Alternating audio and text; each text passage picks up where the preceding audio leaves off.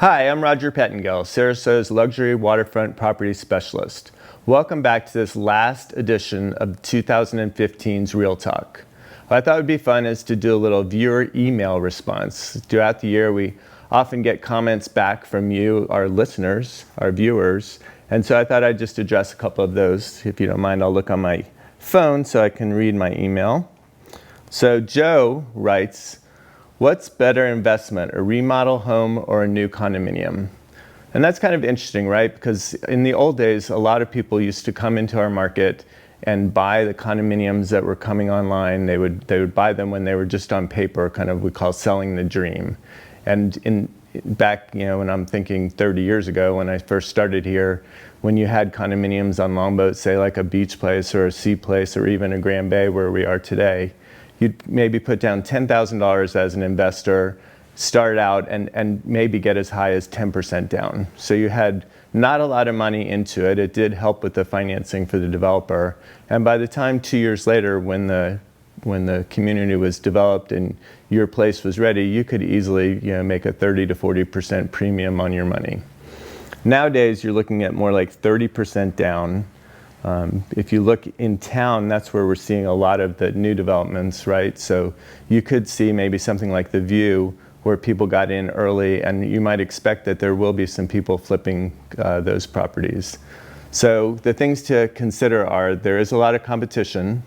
A lot of the developments have become very much higher priced, so the risk is out there. That risk reward, you need to look at that relationship. My rule of thumb for investing in flipping kind of investment is I always want to be willing to live in it. So if it's something that I'm not willing to live in, then I probably, that probably is more risk than I'm willing to take on. So consider that. Then compare that to, say, flip a house that you could flip, maybe a Country Club Shores or something in the flower streets near town. Those are some really hot markets. The problem with the investment part of that is you can't get into them without investing a lot of money nowadays, because the land cost for those locations has become so high. And when you do the remodel, you need to make sure that you're really doing I'll say a vanilla remodel, to the point of something that everybody can like and come in and make it their own. So the key takeaway for me there would be make sure you get in at a really good price, and make sure when you do the remodel, don't do it for yourself, do it for the overall marketplace. And one more question let me come up with. So people ask this all the time, are we at the top of the real estate market? And I say especially to buyers, because those are the people who are concerned about coming in on a top, right? You don't want to come in and pay the top dollar like in the 2003, 2004 markets, and then be fighting all the rest of the way to get out of it if you needed to be a seller.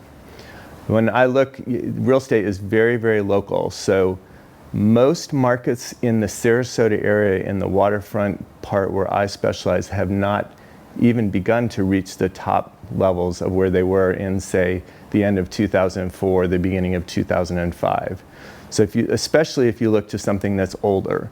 So if it hasn't been redone or it isn't newer, you're going to still see plenty of growth able to get into that. So I wouldn't be concerned about any markets like a Country Club Shores, even a Bird Key.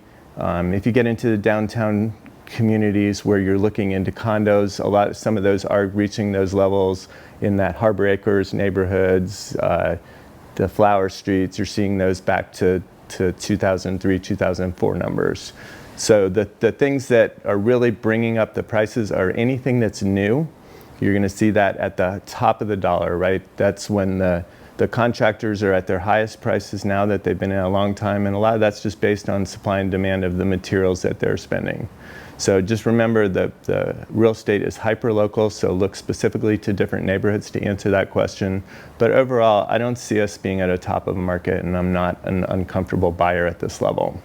So I'm wishing everybody a happy 2016 and looking forward to seeing you for our Real Talks next year.